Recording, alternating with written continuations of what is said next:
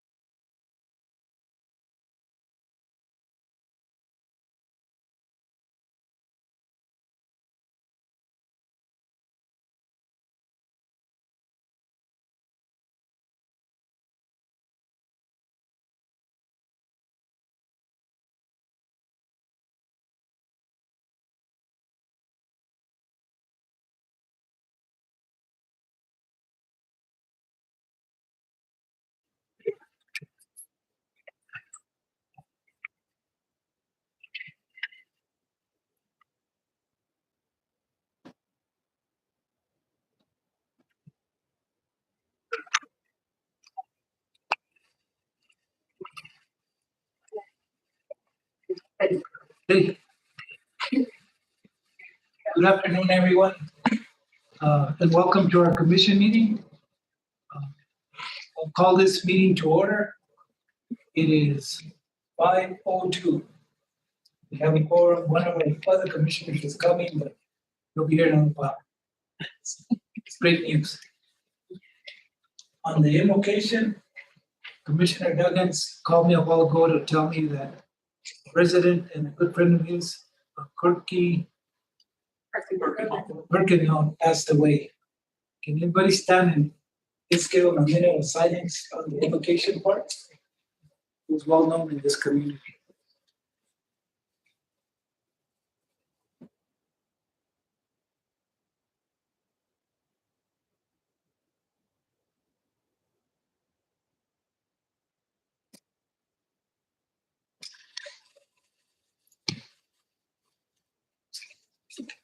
Thank you so much.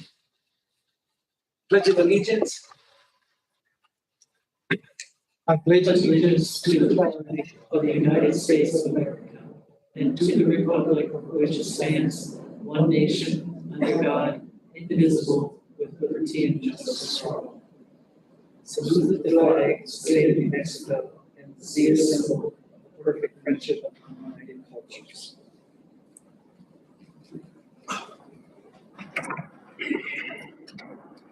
roll call, Madam Clerk. Commissioner Oliva, Yes, ma'am. Vice Chair Secretary is not present yet. Commissioner Duggins, and showing he is not present. Commissioner Gonzalez Here. and Chair Martinez. Present, ma'am. Item 7, approval of minutes of July 31st, 2024. It's a special meeting.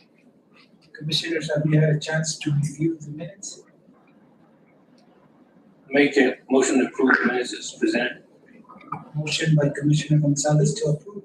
Second. Second by Commissioner Aguilar. Any further discussion? Hearing none. All in favor signify by saying aye. Aye. Any opposed? Hearing none. The minutes of July 31st special meeting are approved. Thank you, Betty. for doing that. Yes, of course. Committee and department reports. A, acknowledge department reports from the detention center. Mr. Chairman, we received 6. We did. Approval of the approval of the agenda. Oh, sorry. I apologize. I just came from, I left Arizona at 9 o'clock this morning. I barely got here. So, a little tired, sorry. Item 6, approval of the agenda. I need a motion to approve the agenda as presented. Mr. Chair, before you take that motion, just a quick update on a couple of matters. If you look under section 12, letters I, M, and N.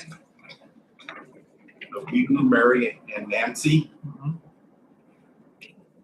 Those are going to be pulled off and placed onto the next agenda, as we're still working on a little bit of language to be able to fix those prior to bringing them to you. So I would just request that 12, Eagle, Mary, and Nancy be taken off the agenda for tonight. Okay, So I'll make the motion to approve the agenda as presented with the exceptions in section 12, items I, M, and M to be removed. Second. second by Commissioner Aguilar. Any further discussion? Hearing none. All in favor signify by saying aye. Aye. Any opposed? The agenda is approved with the modifications that will be taken off from this agenda. Maybe they'll be on the next one. Okay, we already have, well, I'll do it again. Approval of the minutes for the special meeting, July 31st, 2024. So moved.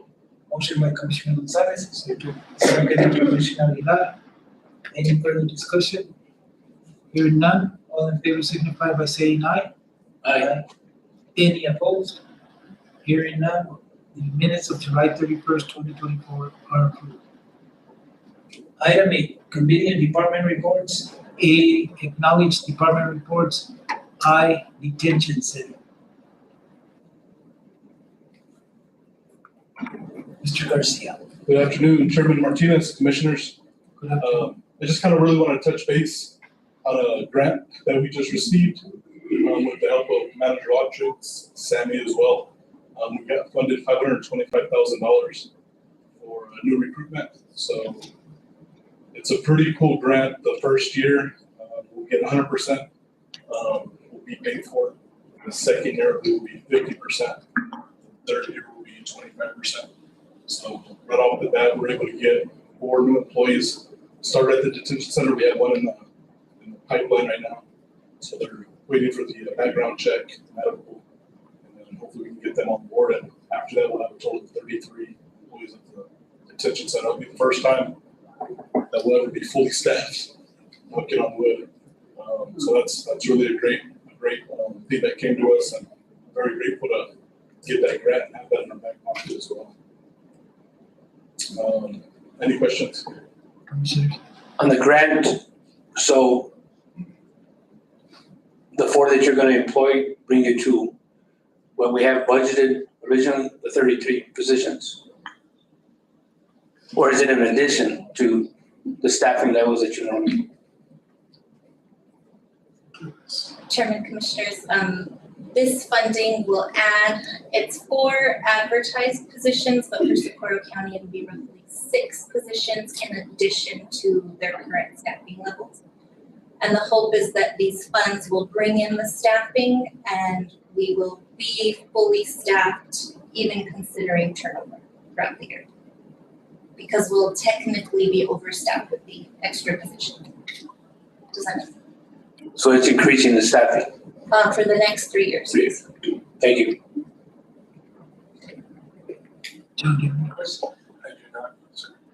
This is the funding that came from the legislature, correct? Yes, sir. If I may, on the salary, did you go off the salary that was already in place? Yes, In the county? yes. Because So it didn't apply to anybody that had experience, anybody that, so it just came up with base pay, base starting salary, yes, sir. first of all, thank you for applying for those, because I remember when I went to those meetings, they did it for a reason, and hopefully it'll help. Absolutely. Yes, sir. Did the sheriff apply for those? Do you know? So yes, and that will be in a report that we were going to say, but we were able to receive $400,000 for the sheriff's office through junior money. And we're currently in the process of drafting how that money is going to be utilized. And we will be presenting that plan in September. I'm meeting again with the sheriff's office to finish finalizing the plan so that we have specifically how we're gonna spend that $400,000. Commissioner, can I do that? So last year, I believe we did get the grant that Eddie's talking about, and we had high turnover, and we just hired 2 more people on the same kind of grant that Eddie has. That's all I have to report besides all the right stuff that's going on in the community. I know today we're out there assisting with cleanup of the rodeo. So rodeo is this week, so they asked for some assistance. We're able to help out. We were at the Magdalena Airport yesterday. Of course, you know, Commissioner Martinez, Chairman. We were out there for about 6-7 hours. The mayor reached out to me again this morning and asking if we could set up another date in September. So I told him to check my calendar and I'll get back with him and we can make arrange assignments to get out there to assist. Appreciate it. Yes, sir. Thank you. Any other questions, comments? I don't. Thank you. Thank you.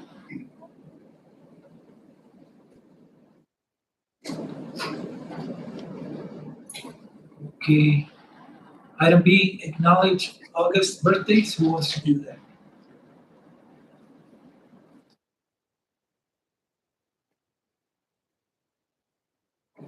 I'll go ahead. Good. Yes, sir. August birthday is Blake Gerard, Assessor's Office, August 2nd. Zarina Lucero Gonzalez, Road Department, August 3rd. Cesar Jaquez, DWI Program, August 4th. Alfredo Garza, Sheriff's Department, August 7th. Mark Bell, Detention Center, August 9th. Robert Adams, Maintenance, August 11th. David Standiford, Detention Center, August 11th. Danelta Ross, Emergency Management, August 11th. Ashley Vargas, Detention Center, August 15th. Manuel Guerrero, Road Department, August 17th. Priscilla Anaya, Assessor's Office, August 20th. Robert Moran, Detention Center, August 20th. Mark Mercer, Emergency Management, August 22nd. And Michaela Pargas, Detention Center, August 29th. Happy birthday. Happy birthday, Commissioner. Thank you.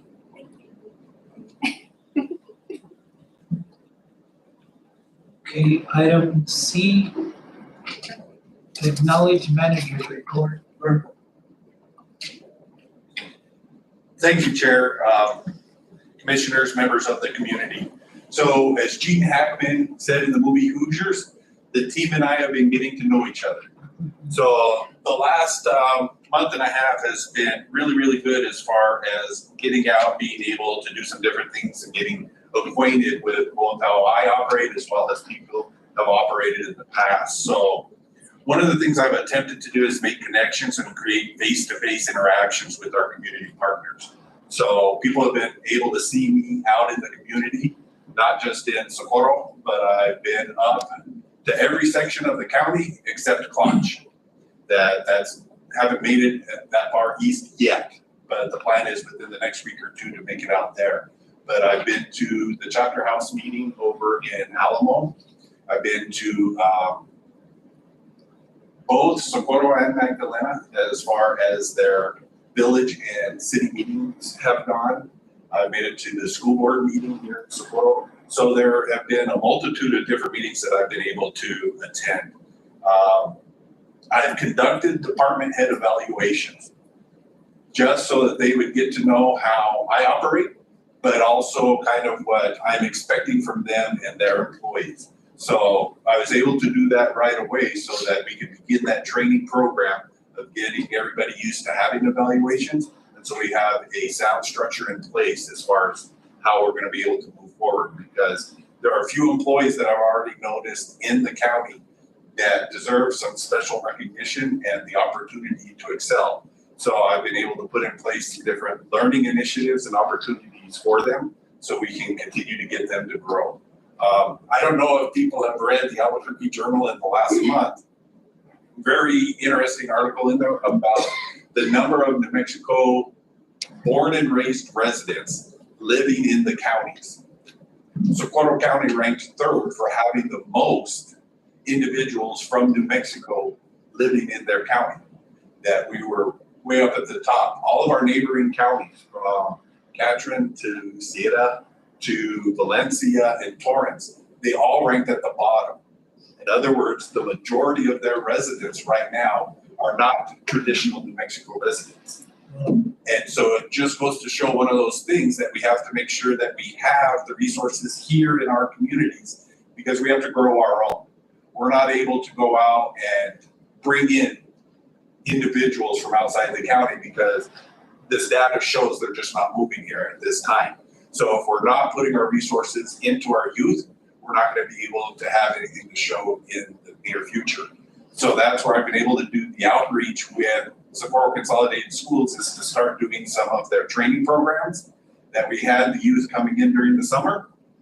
But we're now going to have 2 to 4 high school students that are going to come and work in our mechanic shop and learn how to start working on our vehicles. So we'll get them in the pipeline. We have right now the RISE program. We've been able to get some of those individuals to start taking welding classes. In fact, tonight's the first welding class for them that they're going to be starting to do. So that's going to be our goal, is how to make sure that even if we've made bad choices as kids, how do we overcome it? We start moving forward. So we're going to be able to start building that pipeline for recruiting here in the near future. So the other thing that we've been able to do then is, I was asked when I was first hired on to evaluate the 410 work week. And one of my recommendations I have to you all is the 410 is a really, really great work week if it's implemented correctly. One of the things that I'm seeing right now with our own department is, my recommendation is going to be, we stay with the 410, but it's going to have to be a staggered 410 so that we don't have the entire department off for 3 days in a row. So it's got to be half of them will take the Friday off, half of them will take a Monday off. But this way we have individuals in place so that when emergencies occur, 1, we lower our overtime budget, but 2, we already have people out there that are able to assist. And so we can start reducing the number of complaints about the road conditions, because we'll have people out there to assist them. The next thing that I was asked to do is to look at construction of our departments and what makes the most sense. So one of the things that I have put into the works right now is our emergency management team, where the process of moving out of this location and up to the South Solero building. We already have the office space up there. We already have the storage facilities. So now by getting them in one location, we're going to get out of our silos, and all of emergency management can start talking together. Gail has been absolutely tremendous in this effort in helping organize those communications and to make sure that all of the team is speaking together and working cohesively. The other thing we're going to be able to do then is move some of our equipment that's back here in the sun and actually get it into an enclosed facility So we don't have all the sun rot that's occurring to some of those, and we can drop all of our maintenance costs. And the other thing is I've been meeting with the state cybersecurity team, looking at our infrastructure for all of our emails, all of our data, especially at the assessor's office, backing up what's the data is there. And so in the next couple of months, I'll have a more detailed report because the state received federal grant money. And so we're going to be able to get services for free to help us start developing some of those policies. And then the next thing that I just wanted to say is, right now I've been trying to institute everybody to understand the 3 C's. Cooperation, collaboration, and commitment. That as public employees, all of us have to be cooperating with each other as well as the community. We have to be collaborating with other agencies. And we have to make sure that we're all committed to the growth of Socorro County as a whole. And so as of right now, I can say the past 45 days, that's the direction we've been moving. And I think we're going to continue to move in that direction. So it's been very, very positive. Anything else? You've done a lot, so thank you. I really, 7 years ago, we had requested all the equipment that's back here, the commission, to see what could be done to cover it, because the commission at that time saw the need for it to be protected. So I'm glad that finally something, that's a lot of money back there, a lot of money that needs to be protected. So thank you.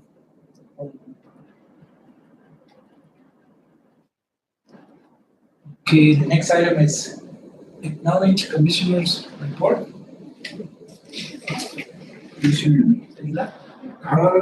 You know what, I know it's the county fair this weekend, and just want to wish the kids good luck with the things they're competing in, and also the individuals, and just have a safe weekend. Thank you, Commissioner. Joe. Likewise, the only other thing is it is fall, and it means football season. It's just on the score, and it's not indicative of the team that we have. We're just young and inexperienced, and it's going to be in their head. But they did blame for not working out in the summer. It's part of that. That's catching up to do what they're putting in there. So. Excuse me, but Mr. Gonzalez, is your mic on by chance? We can't hear you. How about now? We can hear you. Thank you. And the answer is no, it wasn't. But basically, I just said it's fall and it's football season, and we had our first game, and the score that you saw isn't indicative of the team that we have. We didn't put in the work we needed to in the summer, and we have young kids. They're working extra hard, making up for the lost time, and I think we'll be competitive at the right time. Thank you. Okay. On my report, I've been writing this down for, we had 2 cancellations on our commission meeting. But on July 19th, I attended a Zoom meeting with the Coalition of Arizona and New Mexico Counties for Stable Economic Development. I submitted 4 individuals for awards from New Mexico for 2023. 2 were for commissioners, 1 employee of the year, and 1 individual of the year, and also the organization of the year. 2 of the ones that I submitted, out of all of the 4 of them that I submitted, got outvoted. Arizona got those. But I was able to get the 2 commissioners and 1 employee of the year. Tonight we'll be giving that employee the award that they sent me for it. The organization of the year, I felt they did a pretty good write-up on it. But hopefully next year, whoever takes over for me on this, for that board, it's a very important board to be on. Can follow up. I'm sure it's really good to be acknowledged. On July 23rd and 24th, I attended and chaired the Senior Advisory Board in Antonio, Mexico. Reports were provided by the counties that have representatives. Socorro and Magdalena are doing very well operating their centers. The main focus was Senior Day for this year at the legislature. I understand that Magdalena and Socorro will be taking some people from Senior Day there, and also they're going to go to the legislature to request money from the governor and the legislature. Training will be provided for capital outlay for whoever needs it. The deputy director was at that meeting. I was happy because capital outlay is not an easy form to fill out. And hopefully with that training, a lot of people applied, and if you don't do it the right way, you get denied. You have to reapply again the next time. So I'm glad that they're doing that training. For our county, I don't know if we ever had that problem, but I recommend that we take the training for that capital outlay.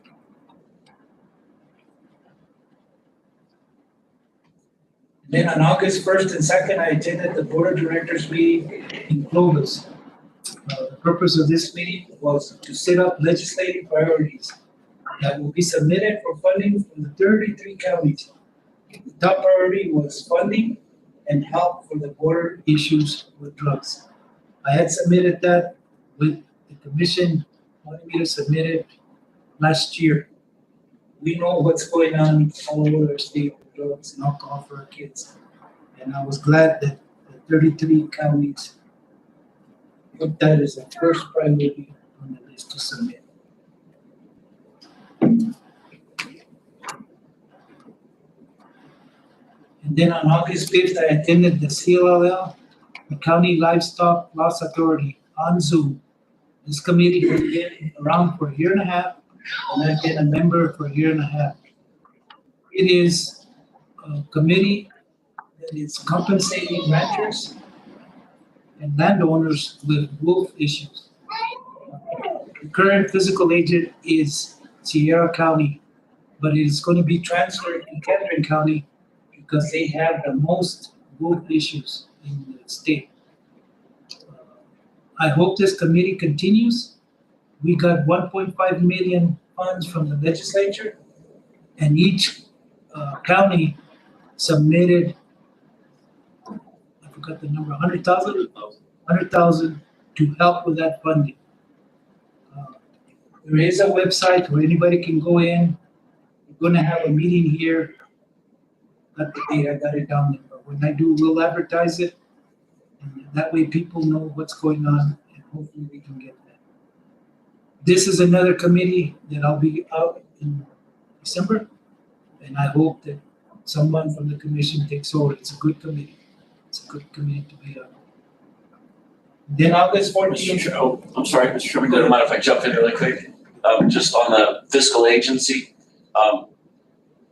Yesterday, I believe it was, Catherine and Sierra signed a temporary agreement to allow that fiscal agency to transfer to Catherine temporarily until all three counties finish the JPA. So that should cover it for a few more months.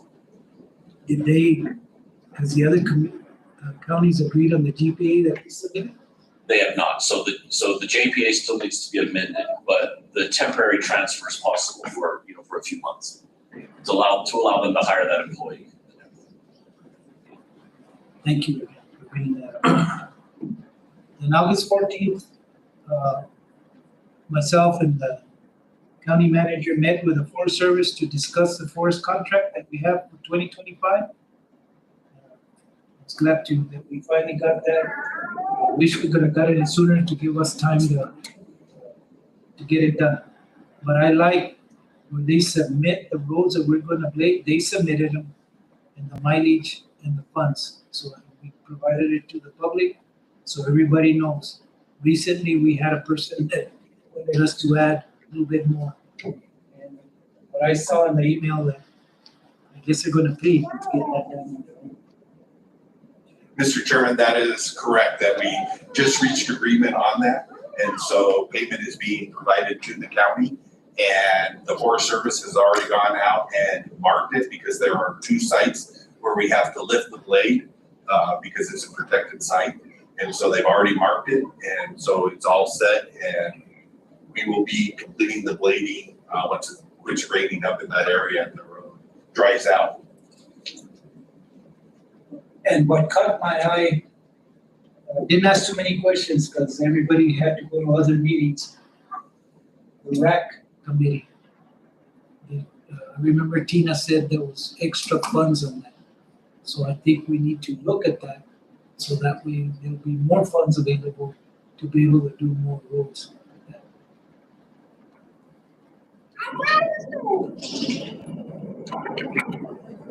That's what I have for my report. Okay, the good part here, this is what we all look forward to. Recognition of service.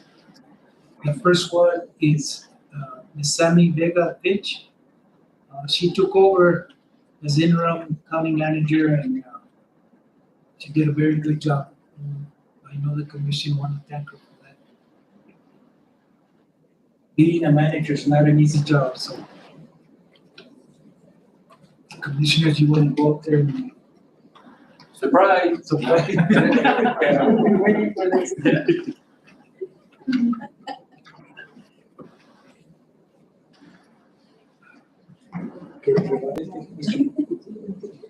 You provide it to her.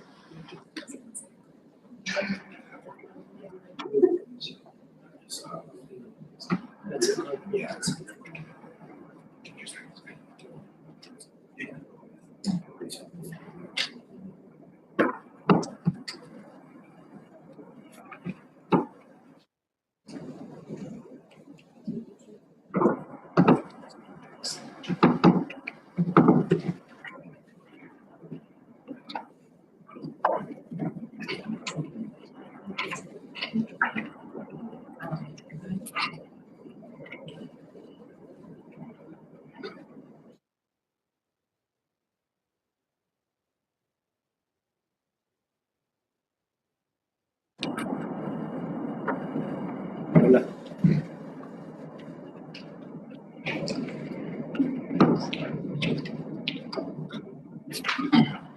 So I know this award is from all of them, but I could not tell you how awesome it is to be able to step into an environment and to be able to be handed the reins in the manner that you were able to hand them to.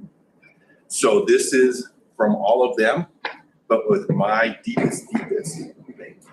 Yeah, if you'll come over here. So on behalf of them, thank you for everything that you have done and will continue to do. Thank you, I appreciate it. Can we get her to stand right in the middle there? That would be great. Hello, Sam. Yeah.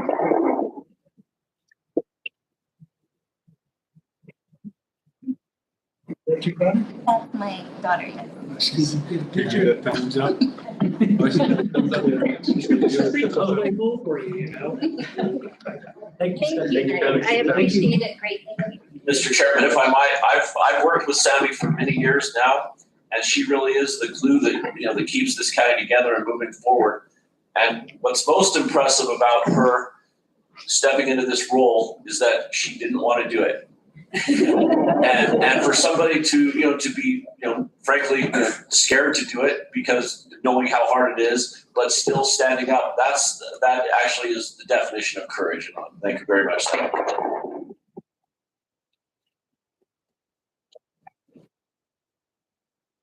Next one is the award from the Associated of County from Arizona and New Mexico.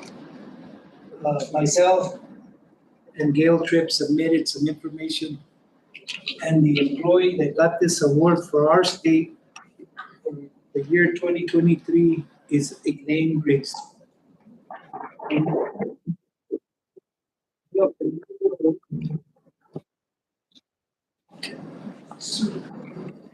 This is for Employee of the Year.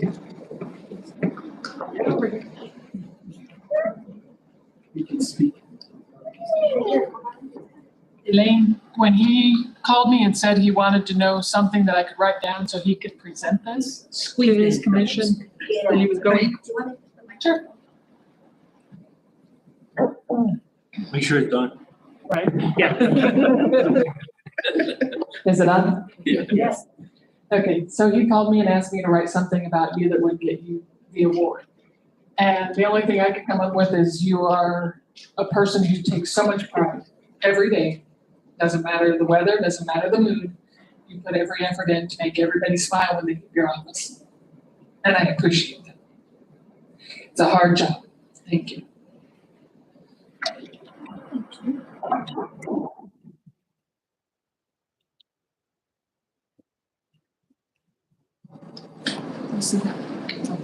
Sorry, Mike, a moment. Thank you, ma'am, for being the most awesome boss I have ever had. And it truly takes a team to succeed. And I'm very thankful for the people that I have been surrounded with who have helped me as I have tried to excel in this little community. Thank you. Good job.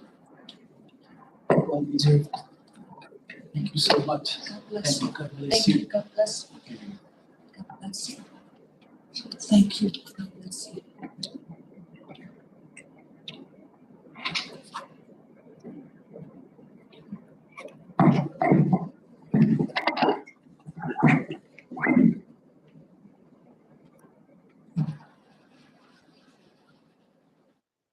Next one is Jennifer Montoya. Did she make it? She's not present. We'll carry that one over. Again, congratulations to the employees who got these awards. Well deserved. Thank you so much. Public comment. Do we have any public comment? Anybody? None? Okay. Item 11. Presentations. Mr. Vince Martinez from Socorro Electric Co-op. Hey.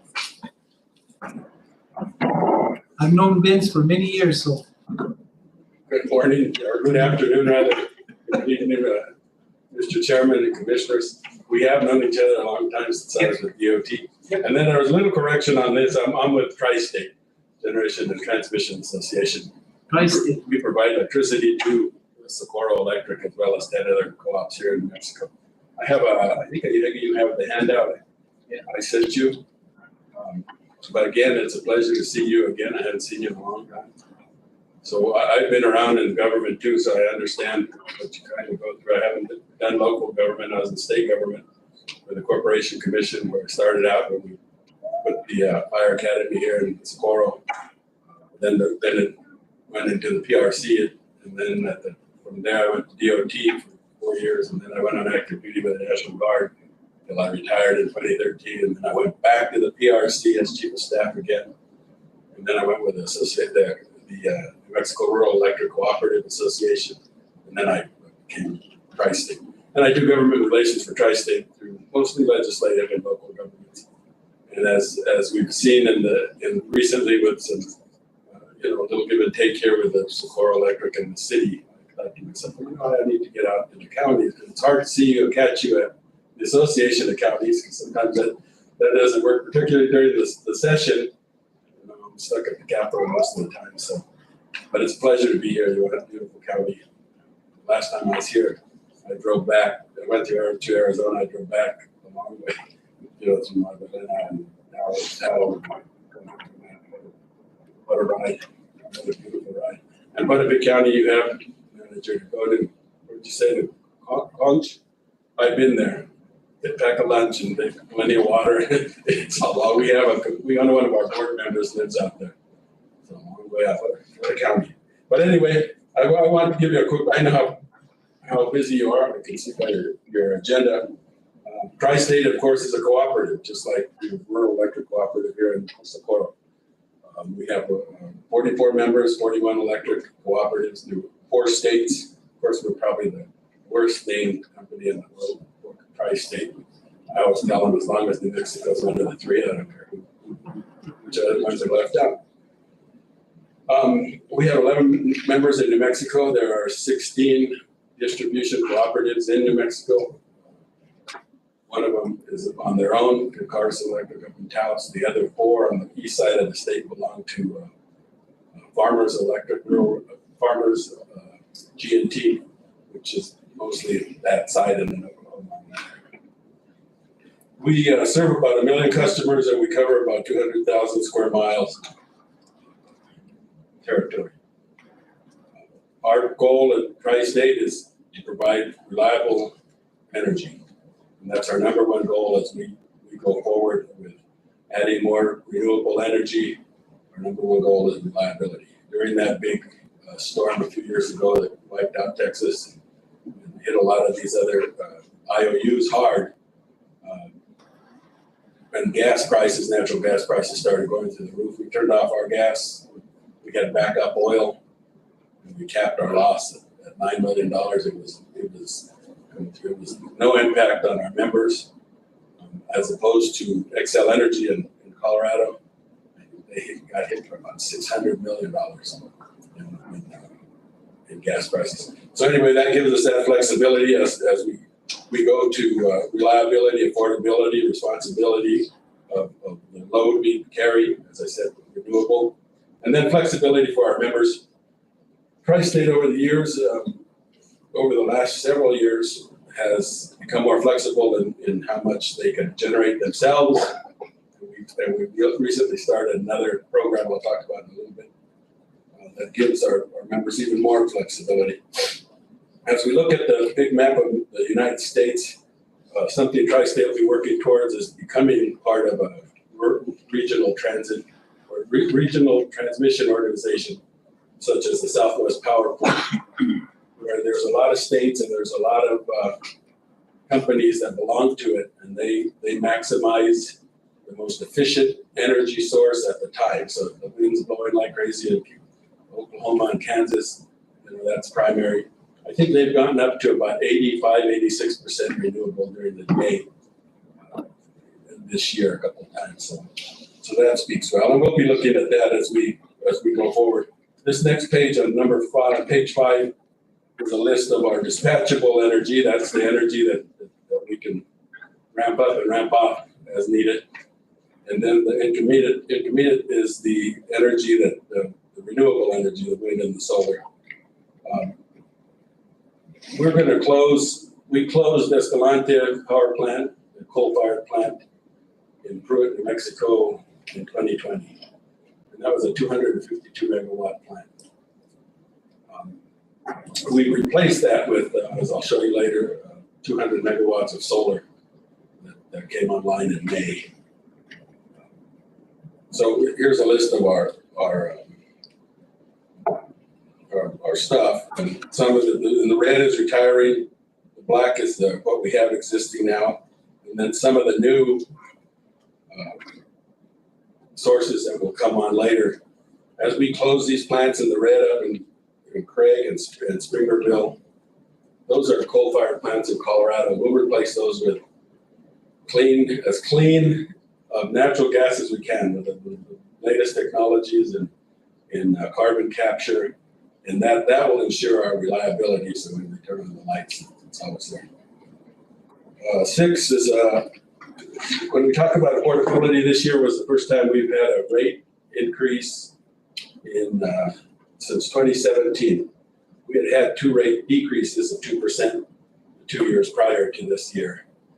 But inflation's caught up with us.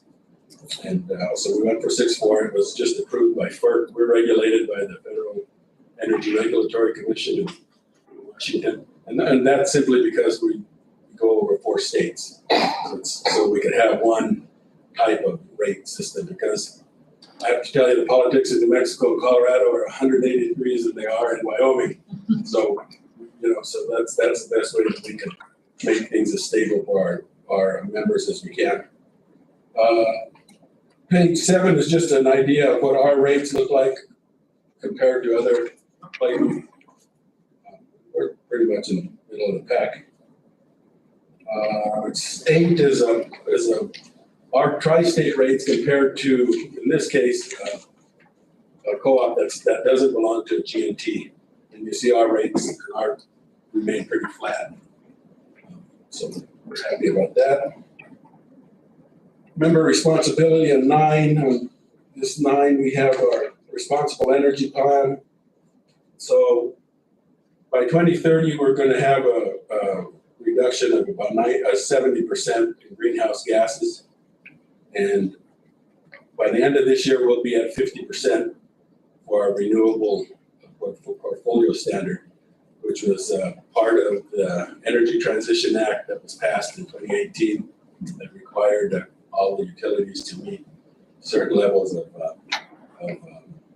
renewable energy. So we'll meet that 5 years before the mandates for 50% by 2030. Well, by 2030, we'll be at 70% renewable. And that'll make us one of the most renewable GNT in the country, as well as our members. The next page is a picture of Escalante and the solar projects that's out there. There's over 500,000 panels out there. Now that plant, we have a letter of intent to purchase by a company that wants to keep the plant and make it into a hydrogen plant, which would, of course, be a lot of jobs in that area. We wanted to make sure we put the solar project there so that because of the loss of tax benefits for McKinley County, so the solar at least helps, doesn't give the tax rate as brick and mortar does. It's something.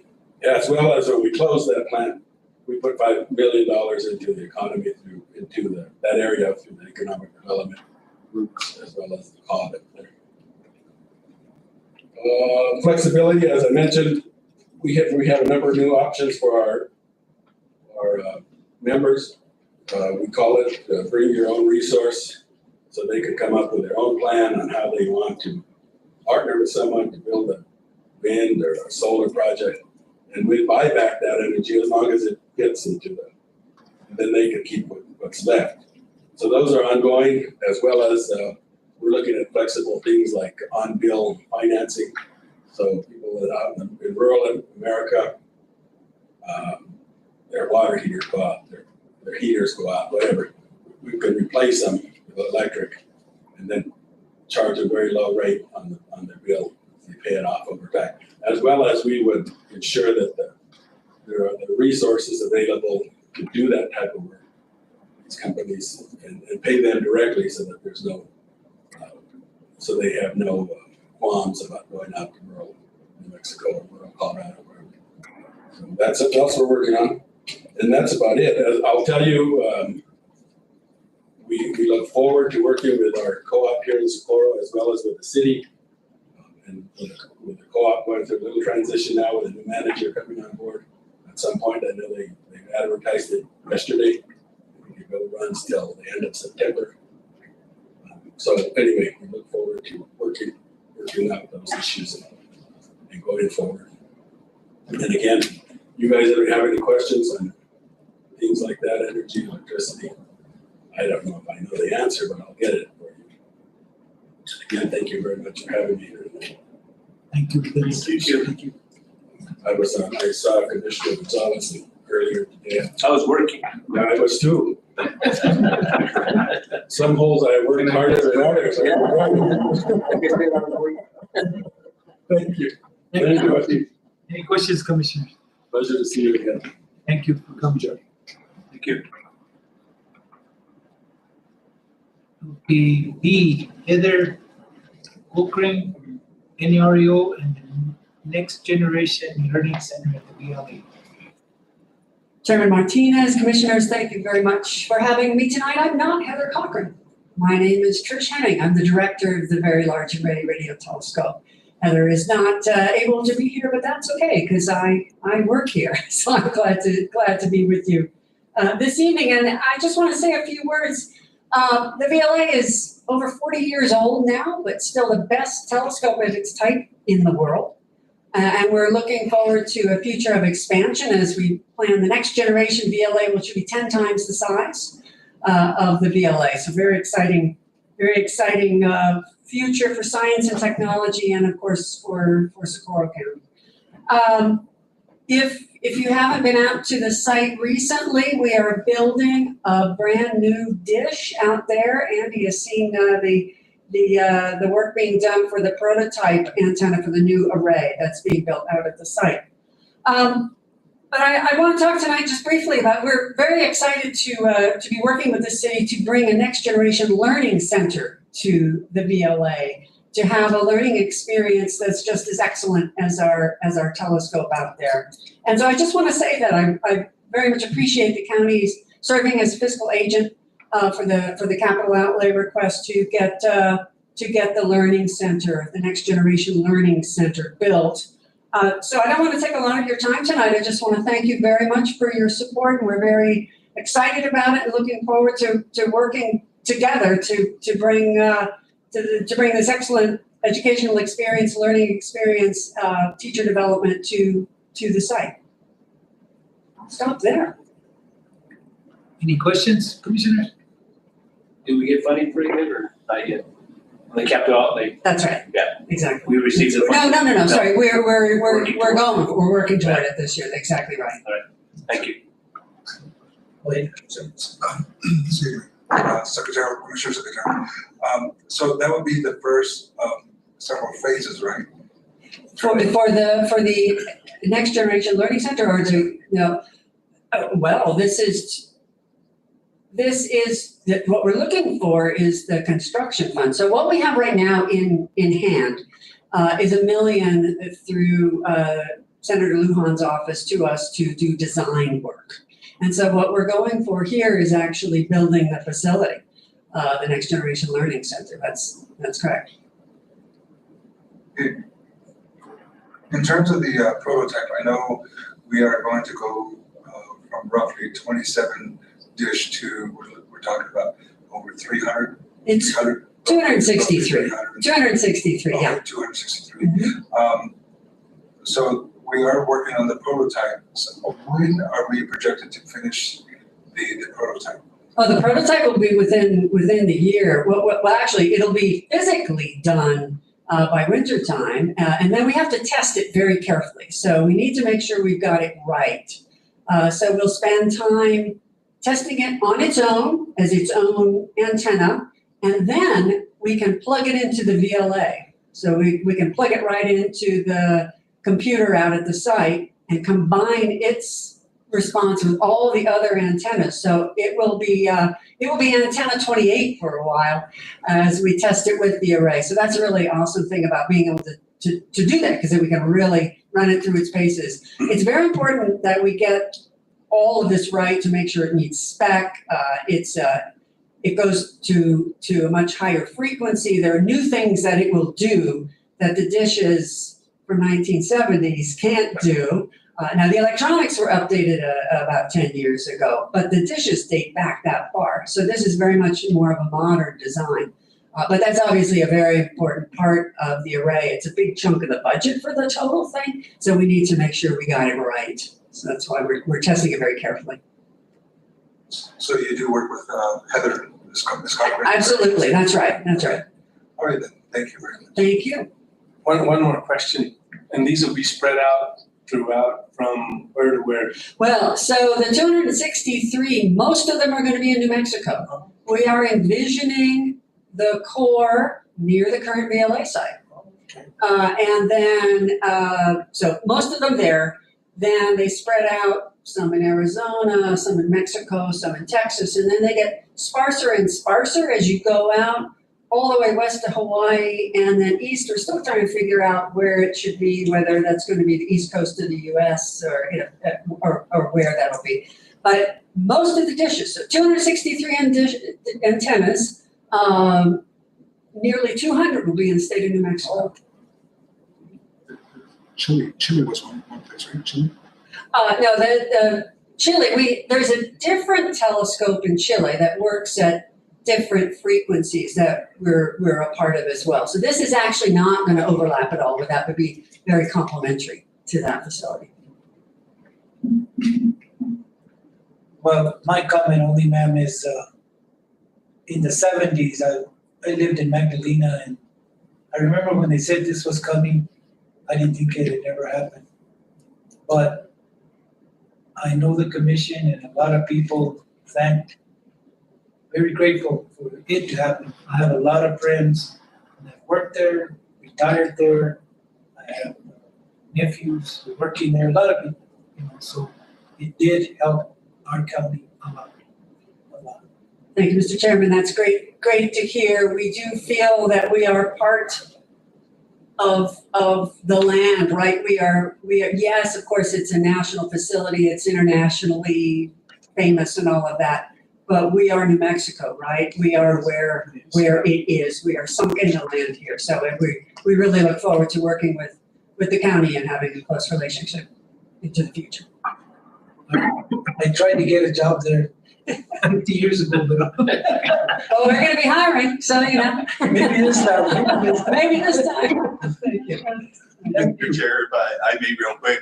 So I've been able to go out there and see firsthand what everything is going to look like. I believe it was something in the neighborhood of 10,000 miles of fiber optics. That's right. And so looking at some of the jobs that are going to be coming up, and one of the things that I'm trying to do is we currently have the collaboration right now between myself on behalf of the county, the city of Socorro. We have tech, and we also have the Socorro School Board that's been assisting to look at how are we going to actually be able to provide homes for all of this next generation coming in and being able to have resources here in Socorro County. So it's been really nice being able to work with VLA to get some of those discussions started so that we can be on the ground floor addressing this rather than waiting 10 years and all of a sudden we're hit with an emergency. The other thing is when I was able to go out there for that visit to be able to see anything is to see firsthand the economic impact that's coming to Socorro County and what it's going to be able to mean in some of those jobs, to where that's where with Kenny Gonzalez from the school district and trying to put together those welding programs as well as fiber optic programs to start addressing some of those needs, because we currently have lots of vacancies out there in the BLA that if we can get individuals here in Socorro County trained, that means it's going to be better for our GRT because we're going to be able to keep them local and here. So this is going to be a great investment for the county going forward. Thank you so much. Thank you. Okay, action items. Commissioner, item 12, approval of road maintenance request form. You had a chance to review them. Packet. Commissioners, what I have placed before you is probably one of the majority of my time and focus right now is dealing with road issues and how to ascertain what's happening as well as to how to track them. So what I've put before you for your consideration is a form meant to not only let the citizens know about the different standards we have for roads, but a process that they understand of how to come before the commission. But more importantly, it gives me an opportunity to be able to track those calls that are coming in to make sure when and how we're providing the services to them. So it's kind of addressing lots of different problems, but it's going to give us something as a county, more accountability back to the citizens to make sure that issues are being addressed, so that when I come to you and you ask me questions about the roads, I can actually give you data as to what's happening and answer those questions. Questions, commissioners? You have a chance to see it in your packet.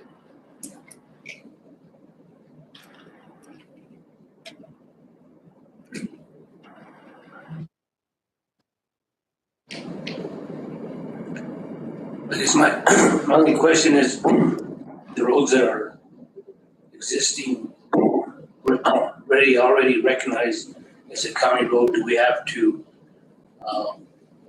name them on this petition going forward, or is this for any future road maintenance on existing roads outside of what we normally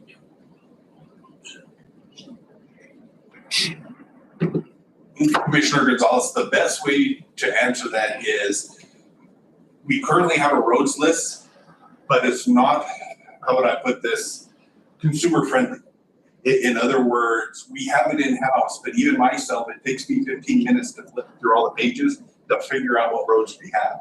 So what I've got in the process right now is on the wall in my office, I've got a map that has all of the county roads. And thanks to Danelda, she's in the process of putting together the second phase of that map, which is going to be all of the roads color-coded so that our maintained roads will be in green, non-maintained roads will be in red. And it'll give me the opportunity just to do a quick flip as to, okay, what roads, and the other thing is it's gonna be on magnetic. So I can actually put where our graders are currently located, and then we know whether or not it's gonna be readily accessible to get to. So this will be a tool that I can use for both existing roads, maintained roads, non-maintained roads, and anything that comes in the future.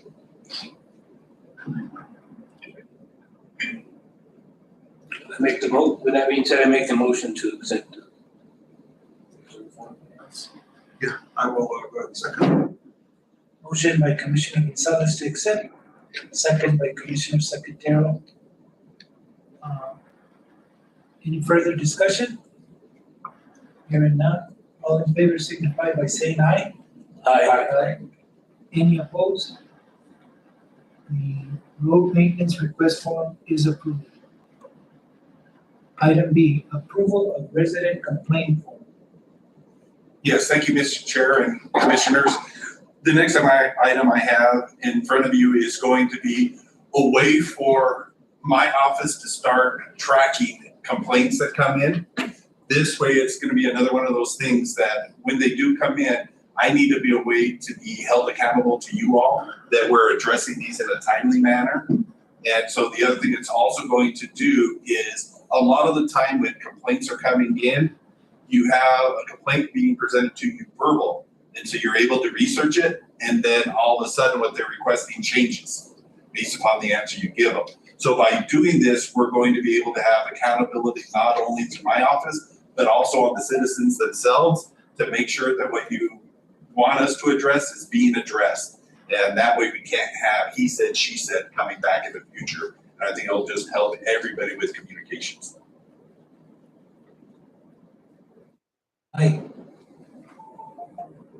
My only comment is I totally support this because recently I was sent an email, not to, that I said, like he said, she said, that I had said something which I didn't. And this form will help. I know commissioners get people, wow, this ain't getting done, or this is getting done. This form will put the request on the person that is complaining, and it'll be written, and the date of the incident, the time, everything. I think this is one needed. I think it'll work around there. So, Commissioner, any questions from you guys or comments? No, I like this idea. It'll work. That being said, I'll make the motion to approve the resident complaint form. Motion by Commissioner Gonzalez, second by Commissioner Aguilar. Any further discussion? How many of these have you printed? Will you do that? Hearing none.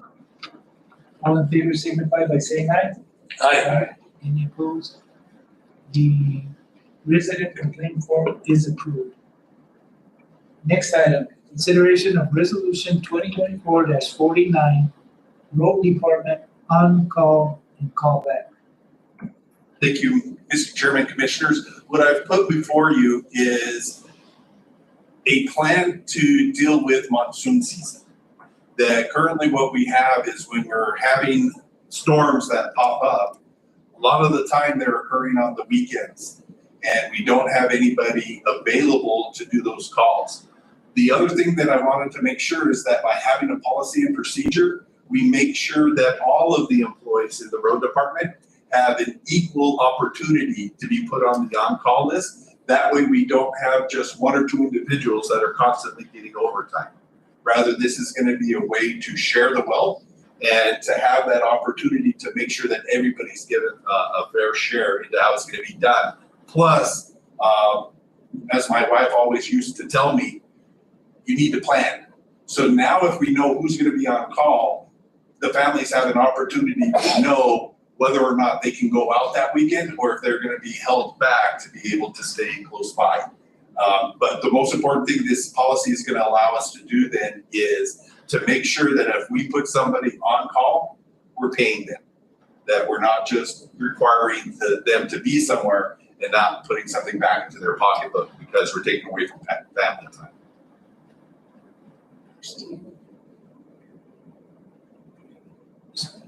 So, sir, so am I hearing that, that there will be, 2 levels of compensation on call and also actually on duty, or how? That's correct. So what you'll actually have then is while somebody's on call, they're just going to be on the minimum wage scale, making sure that they're receiving that. But if they're actually placed on duty, then they are receiving the regular rate of pay. And the reason we're doing that is because if you're on call, it does not automatically qualify you for overtime. But if we put you back to duty, that does qualify then as whether or not you're in the 40 and above hours for overtime calculations. Question for Attorney Nance. Attorney Nance, if we proceed with the motion and also adopt this, with the date being this, I guess apparently this was presented last meeting, but we didn't have a meeting. So would that be okay then, or do we have to change the date on this? Mr. Chairman, Vice Chairman Secretary, we will change, make sure the correct date is on that. Okay, with those changes, being made, I will go ahead and make a motion to accept this. Before I ask for the second motion, on the pay, Mr. Partridge, what will the pay be, the minimum pay? So explain to me a scenario how that's gonna work. Yes, so I'm a road department employee and I get asked to be on call. While I'm on call, I'm going to be receiving the current minimum wage. I then get a call from the road director saying, Mosquecito's flooding, I need you to go down there and start dealing with that flooding at Mosquecito. As soon as I get that call and I'm en route to Mosquecito, I am now receiving my regular rate of pay, which is of course going to be higher than minimum wage for our road department. So the road department currently is working 410s, but you're in the process of changing them. So at Wednesday afternoon, and they are on a 410 schedule, they get off at 5, and the director says, okay, I need 2 guys on call. When does the time start? After they get off of work? And how many hours? Correct. So the on-call, so if they're working the 410s, that would mean at 6 o'clock p.m. going forward, they would be on on-call status. And they would be on on-call status until notified that they're either going on duty or a call from the director saying, the storm has passed, we don't have any issues, resume regular duties. So it could be anywhere from the next 10 hours to when they report to work, or you could be on-call status just for 2 hours watching what the storm is doing. But this policy will give flexibility to where, depending upon the projection of the storms, what's happening, it gives the department flexibility as to how long and how many individuals are going to be on call. Okay. So from 7 to 5, there will be 410s. They will be getting the regular pay, correct? Then the director puts them on call. They start at 6. So from 7 to 5, they got the regular pay that they're getting. And then from 6 to the next morning, if they stay, which would be 12 hours, they will get on top of that? Correct. So for that time period, quote unquote, that they were at home, they would just be earning minimum wage. But they would be on call available to report to any incidents that occur. And the minimum wage is?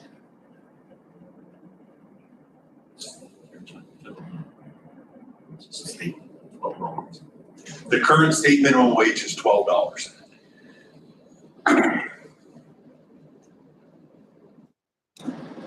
Yeah.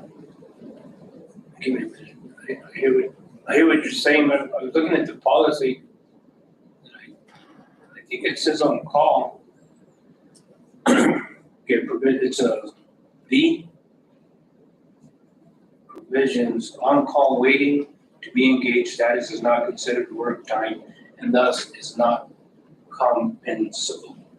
However, in recognition of the potential inconvenience, employees in this status will receive an on-call premium at a rate of 1 hour per call on call week. So that's what is that language? So within this policy, there are actually 3 categories. So you have your current job. You then have your, hey, we may need you. And then we have, you make sure you're gonna be readily available. So if we just say, hey, we may need you, you don't get compensated for that. But if we say you need to be ready to be called, we have to pay you for that. So it's not the rate of pay, it's minimum wage. You better be ready. That is correct. Regardless of your labor, operator, okay. And that's the time, the only time that you should be required to be paid would be when you really can't exercise your time off, when you can't have a beer, you can't do that kind of stuff. We're not saying that this is gonna happen 52 weeks out of the year, just monsoon season. The potential for heating. Correct. This is going to be when we can foresee something coming up that we can track the weather. We know, all right, the monsoon's coming in, we're going to get a couple inches of rain. We know San Antonio's probably going to flood again. That's when this is going to be used. But I would foresee right now this being implemented 5 weeks out of the year, probably. And currently, I'm assuming they're just basically not obligated to be around, but they're called, they come in and they get over. That is correct. Currently, once they're off the clock, they're off the clock. And sometimes, because you're off the clock, you have a couple of beers. So even if the call would come in, you can't report to work. So this would make sure that we have a workforce available in those emergencies. Or you can say that you had a couple of beers so that you don't. So what if you put on, I'm just saying if you put on that and you have a couple of beers, then you use that excuse if there's room for disciplinary action. That's right, then you're subject to this. Okay. With that, I make a motion to approve. Second. Motion by Commissioner Gonzalez to approve. I make the motion. Second. Oh, yeah, I'm sorry. I'll second it. Motion by Commissioner Secretary to approve. Second by Commissioner Aguilar. Second. Gonzalez. Sorry. Any further discussion? One more question for me before I ask for.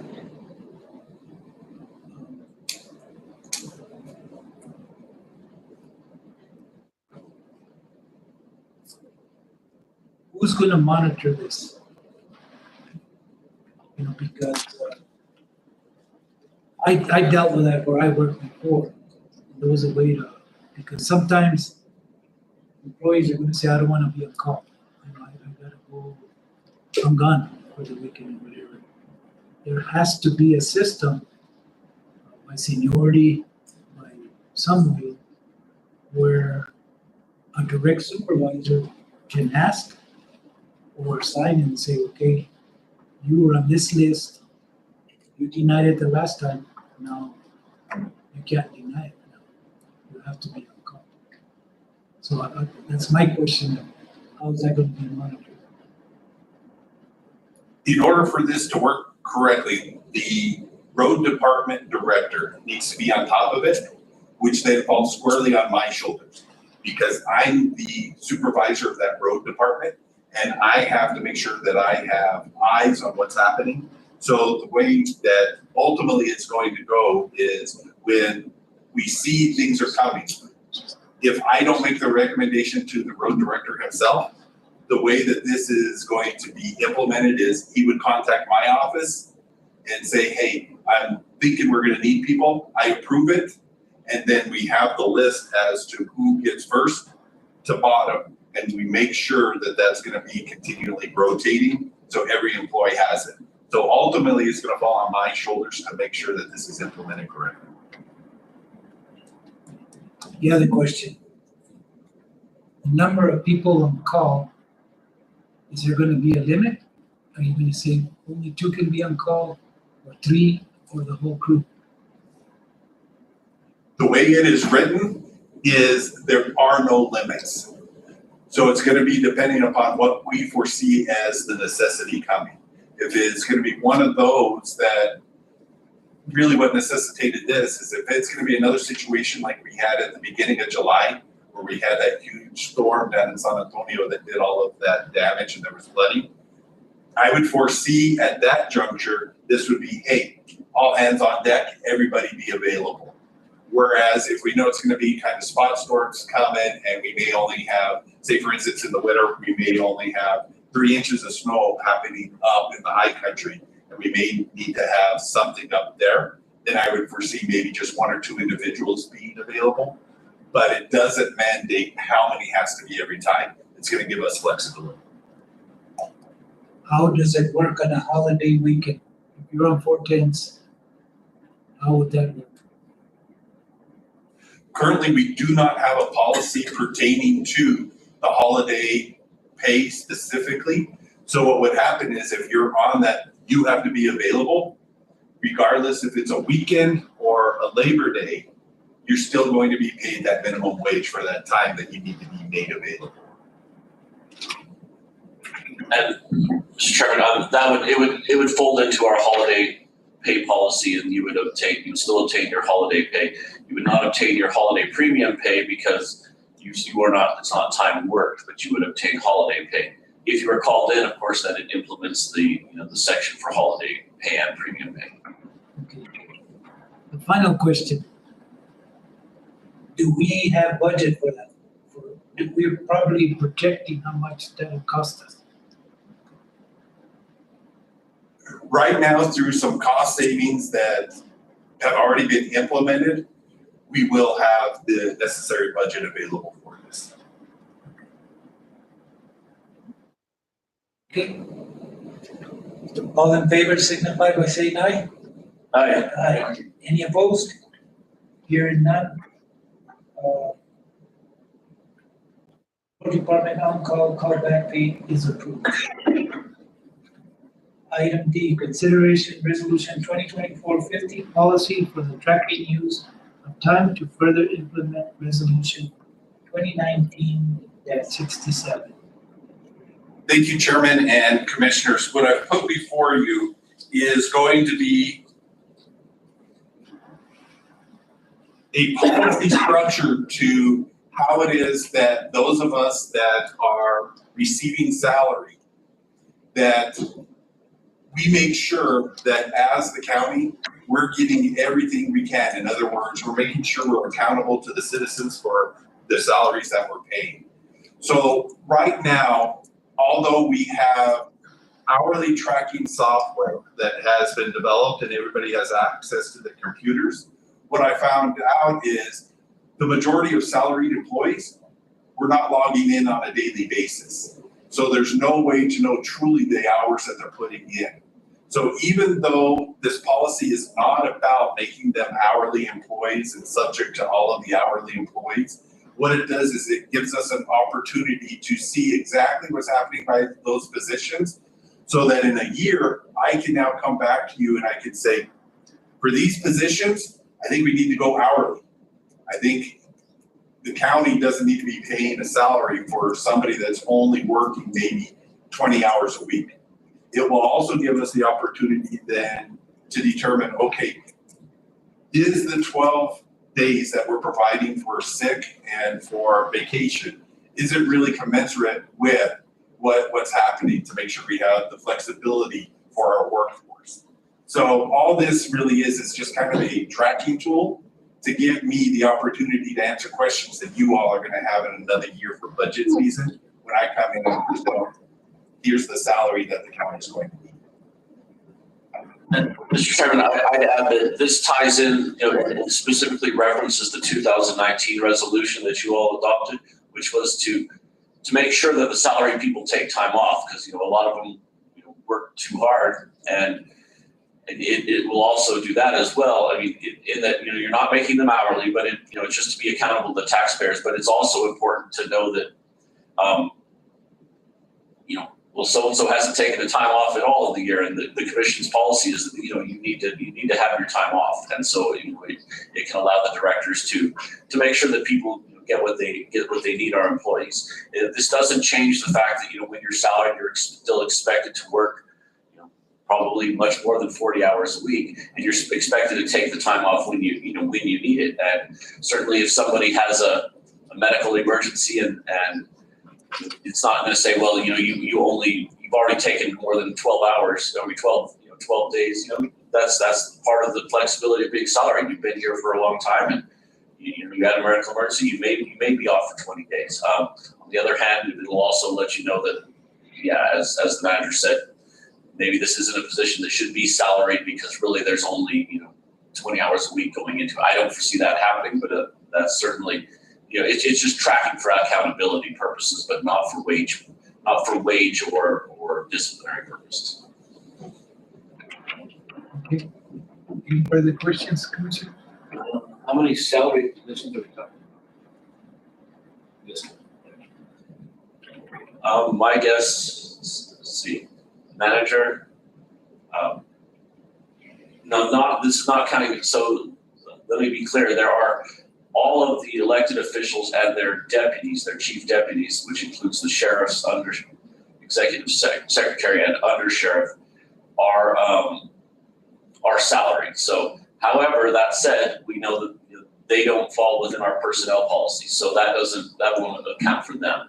But I think that there would be 1, 2, 5, 6, 8, 7 or 8. Thank you. And I'm supposed to answer the question before I ask it. Thank you.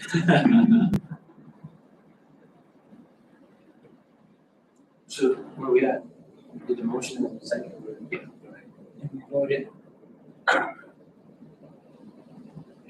Okay, item E. There was no motion or approval on that. Okay, that's why I was asking. I thought there was a motion, but no second. There was a second, but we haven't voted, correct? No, there was no motion. Okay, motion to approve resolution 2024-50, policy for tracking use of time to further implement resolution 2019-67. I'll make that motion. Motion by Commissioner Gonzalez. I will second. Second by Commissioner Aguilar. Any further discussion? Hearing none, all in favor signify by saying aye. Aye. Any opposed? It is approved. Resolution 2024-50, policy for tracking use of time to further implement resolution 2019-67. Item E, consideration of resolution 2024-51, fiscal year 25 ICIP funding request. Thank you, Chairman, Commissioners. What I've put before you is the ICIP request. What you'll notice on there is we attempted to structure this quote unquote under new and the observations. So we attempted to put up at the top of this, that funding that is going to get those projects that are currently moving, that are close to completion, to make sure that we get them completed in a timely manner and to get them done first, as well as you'll see the inclusion then of the expansion of the BLA to make sure that we get that one moving forward. And then it goes down that list and kind of a progression as to what's coming up in the future. And so that's how it was constructed and the way it's going to be this year. But we were trying to get the right fruit that's up on the branch right now, that we can do those hopefully easy pickings first, and then really tackle those bigger, larger projects on down the line. Okay, so you need a motion to approve this one? Yes, sir.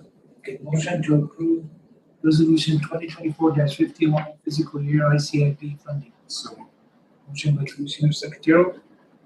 Second by Commissioner Aguilar. Any further discussion?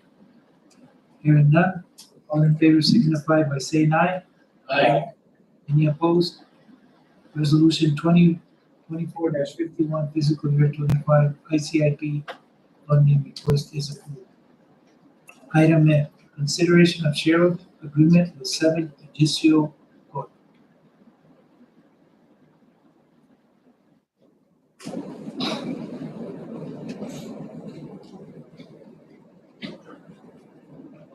Chairman, Commissioners, the sheriff apologizes, he's out sick, so I'm signing in for him. This is to do security for the 7th Judicial District Court and magistrate. It's usually an overtime project where somebody does courtroom security, and we're just asking for approval so that we can get it back to the courts. So moved.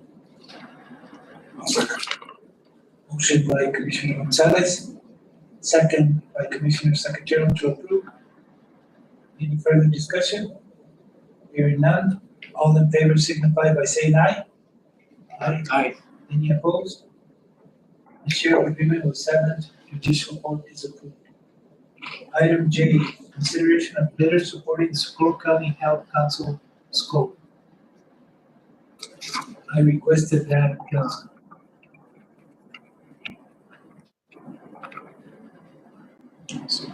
they're applying for some funds, federal funds, some grant money, and I think it's worth it. That scope does a lot, so I'm asking for your support, commissioners. They'll get a letter from the commission supporting them. So moved. Commissioner Gonzalez made the motion to approve. Second by Commissioner Aguilar. Any further discussion? Hearing none, all in favor signify by saying aye. Aye. Any opposed? The letter of supporting the Socorro County Health Council scope is approved. Item H, consideration of sheriff agreement with Socorro Consolidated School District for School Resource Officer. So this is gonna be the same, they have a new superintendent, so we need to enter into a new contract. We provide an SRO to the high school, and it's an overtime project where our deputies go out and spend the day at the school. Any questions or? We fund it entirely, the county, the school doesn't? The school pays for it, so this is, yeah, the school will pay for the salaries, the equipment, I don't remember all of it, Adrian drew it up for us. Make a motion to approve. Motion by Commissioner Gonzalez to approve, second by Commissioner Secretarial. Any further discussion? Hearing none, all in favor signify by saying aye. Aye. Any opposed? The sheriff agreement with Socorro Consolidated School District for School Resource Officer is approved. Item I is tabled. Item J, approval of GRO special appropriation for law enforcement programmatic costs and resources.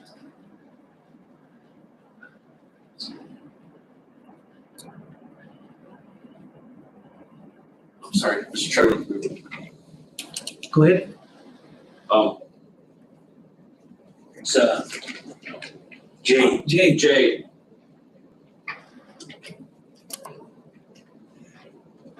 Actually, we were having the discussion with H because currently there weren't any dollar amounts in that contract with the school district yet. Rather, this was a presentation to get approval to go into negotiations with the school district. because we had to amend the contract to make sure that we were including that the school was going to pay for the entirety of the position and not leave anything to the county. So I think really what the motion should be is approval for us to enter into the negotiations with the school district pertaining to that contract, rather than having the contract be approved right now, because it's only a template rather than the actual dollar amounts being included in it. Commissioner Gonzalez, you want to change your motion? So rescind the motion. Yeah, so I rescind the motion, make the motion. We have to do a second and all that, we rescind. I rescind my motion on item H. Commissioner Gonzalez rescinds the motion of item H. That's for me too. Second, Commissioner Secretary to rescind. All in favor signify by saying aye. Aye. Any opposed? It is rescinded. So I'll make the new motion for us to go into this negotiation to come up with a final agreement for the resource officer at the high school. Who didn't pay? And then paying them. I'll second that. Motion by Commissioner Gonzalez with that new motion, second by Commissioner Secretary. Any further discussion? Hearing none, all in favor signify by saying aye. Aye. Any opposed? The new motion is approved. Okay. Go to J again, approval of GRO special appropriations for law enforcement problematic costs and resources.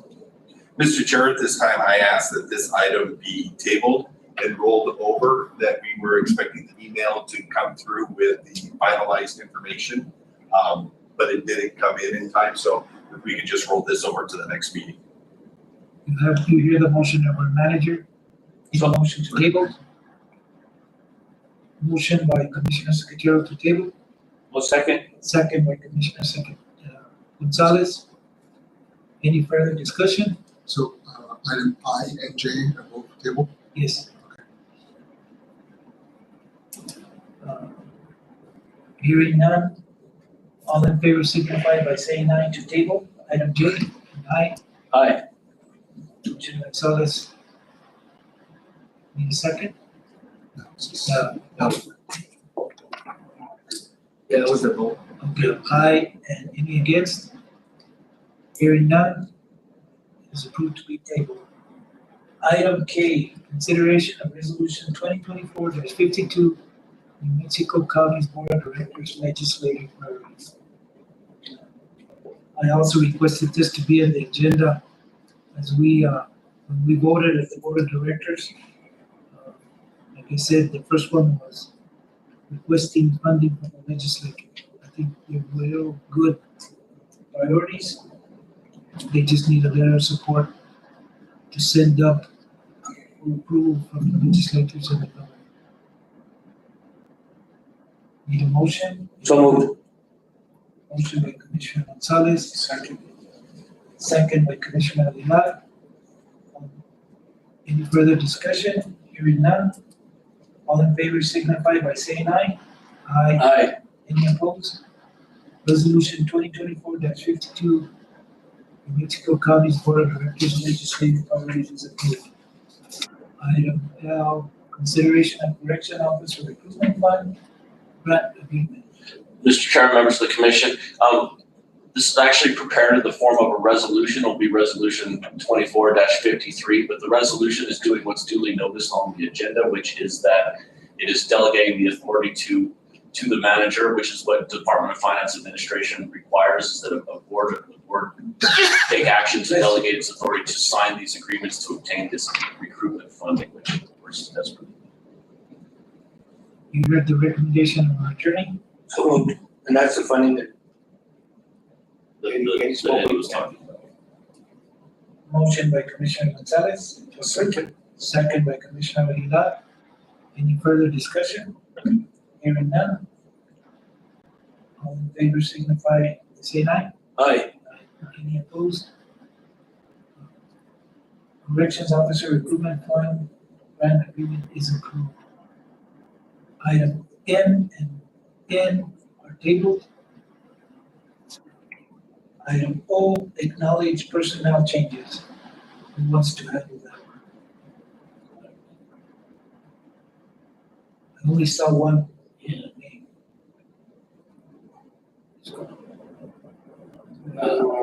Exactly. I'll give it. Jerome Monte, detention officer, new hire, $17.25 an hour. 5 of 2025. Need a motion to acknowledge personnel changes? So moved. Motion by Commissioner Secretarial, Second. second by Commissioner Aguilar. All in favor signify by saying aye. Aye. Any opposed? Personnel changes are acknowledged by the commission. In the past, we've always done it A and B together, financial action items, approval of vendor checks, and approval of payroll checks. Sir, I don't see the amount for the vendor checks in our packet. We do have payroll, that's dated for July 11th. I just need a copy of the vendor check so that I can make a motion. Okay.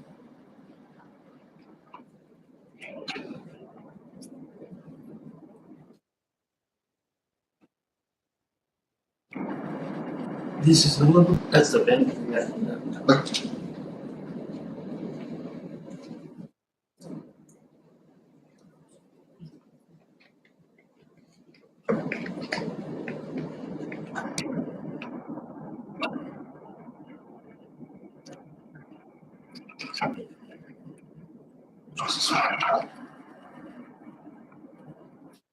This is for 2 meetings, Ken? This for 2 meetings?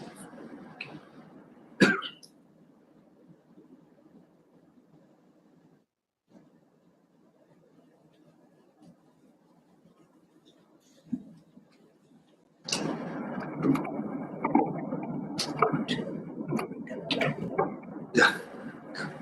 Okay.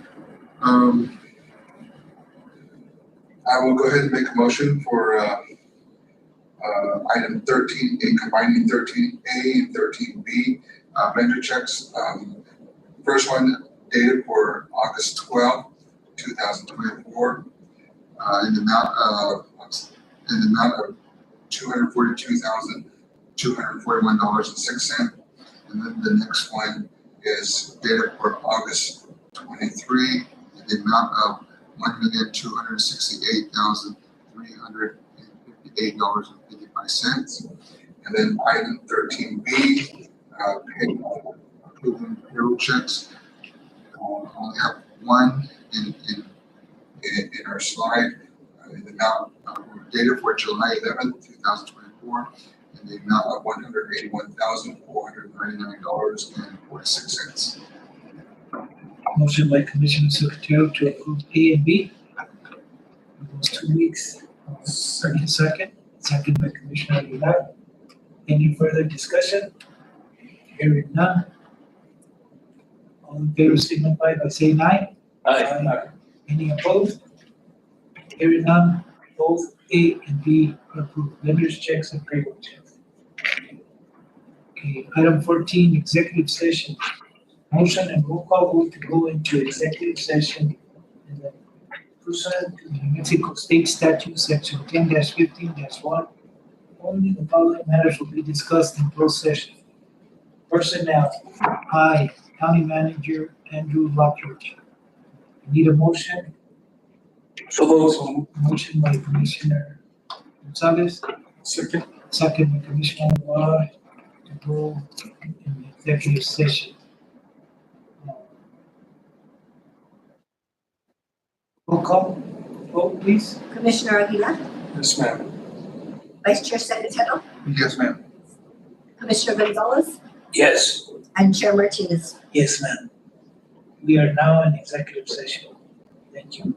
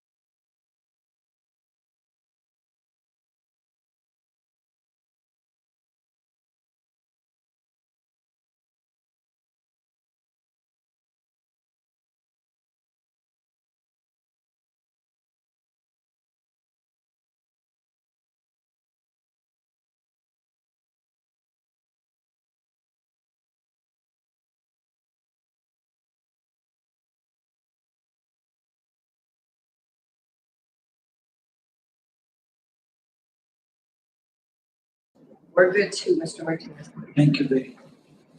I need a motion and vote to return to regular session. So second. Motion by Commissioner Aguilar, second by Commissioner Gonzalez. Roll call vote. Commissioner Aguilar, Yes, ma'am. Vice Chair Secretary, Yes, ma'am. Commissioner Gonzalez, Yes. and Chair Martinez. Yes, ma'am. We are now in regular session. Motion and roll call vote that matters discussed in closed session are limited to those specified in motion for closure, and that no final action was taken as per New Mexico State Statute Section 10-15-1. The next commission meeting is September 10th at 3 p.m.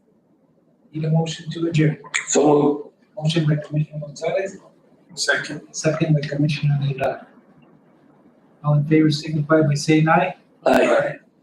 We are adjourned at 7:53. Just for information, I won't be at the next two meetings, so, yeah, town, so, Can I go with you? absolutely. I know where you're going. No. On a cruise? In Athens, Greece. That's my sister's idea. So you never blame your sister. No, I told her, she told me, once you retire, you have to go on a trip with me. I said, yes, and it up, which she said, up in the middle. Oh. Three games.